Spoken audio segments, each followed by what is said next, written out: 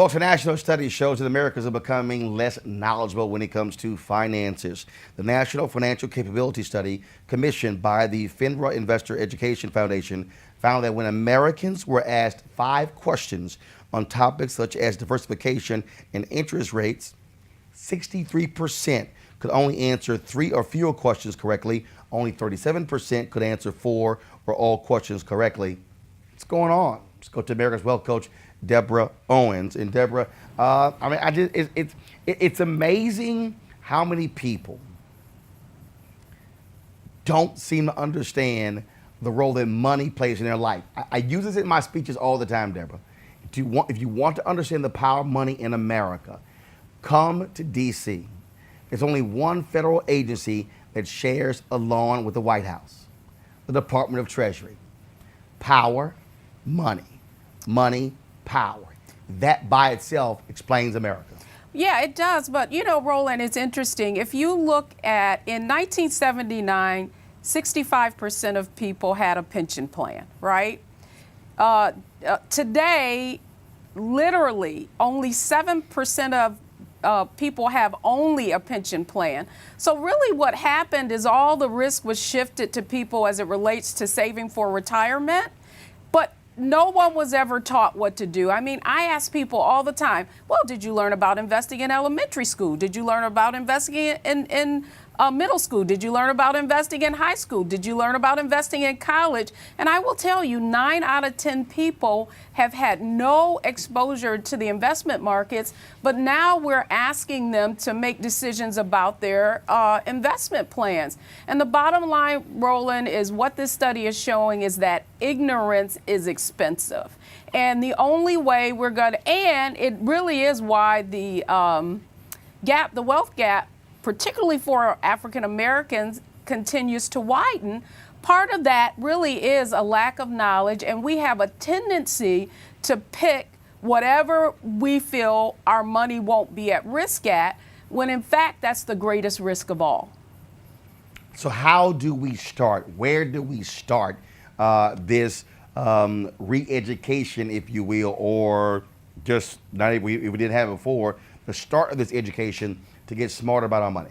Well, the first thing I would say is this is a great time. Rather than school's out for summer, how about school be in for summer? And what I want, particularly if you're someone who's struggling around this, which I know many people are, the first thing I want to say is that many of your local community colleges have financial and investing courses.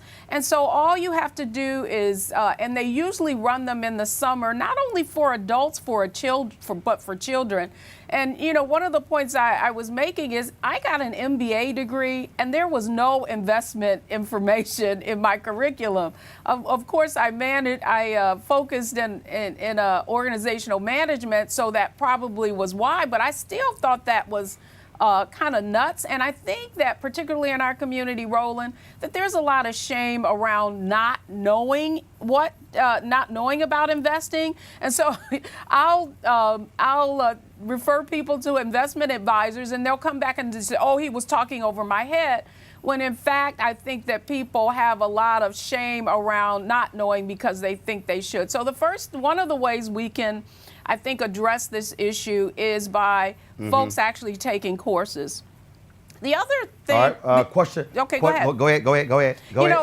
Okay, the other thing that I would suggest is there's a great website I want folks to go to. It's called betterinvesting.org. That's betterinvesting.org. And that is the website of the organization that starts investment clubs for many organizations, but you can join as an individual. And what I love about this organization is that they actually teach you about the financial markets and how to research stocks. So those are a couple of suggestions. Don't be afraid to get more knowledge about how to invest so that you don't feel like you're at a disadvantage. Okay, of our panel, who wants to ask a question? We got time for one question. Who we got? I have a question. This is about home ownership. As you know, a lot of black wealth is tied up in homes. Do you see a lot of communities have recovered since the mortgage crisis, but not the black community? Do you see any change to that, or what's needed on the federal level? I know Well, that's not only the black community. Okay. I mean, if you were to look at, in fact, I was Right. just, if you look overall, home values have not even made it back to above, even at parity of what they were at 2008 and 2009.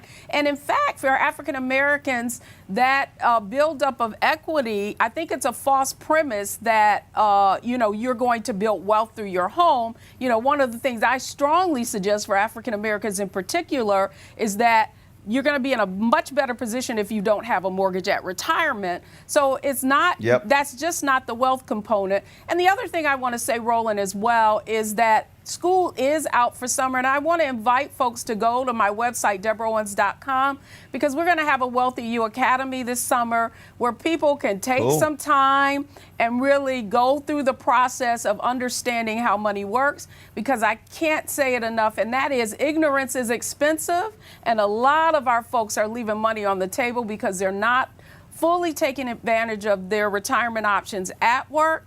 And in many cases, people don't realize, but they have accrued retirement benefits through their employer. And I can't tell you the amount of people who don't realize they've already accrued pension or retirement benefits. They can go to ssa.gov and find and really review where they've worked before and whether or not they have any pension benefits. All right, folks, and that's one of the reasons why we have this segment, trying to raise your financial IQ. Again, America's Wealth Coach, Deborah Owens, we appreciate it. Thanks a lot. Thanks a lot, Roland. Folks, when we come back, a preview of the National Urban League's State of Black America primetime and special airing right here on TV One. That's next. Broadcasting live from Palm Desert, California. This is News One Now on TV One.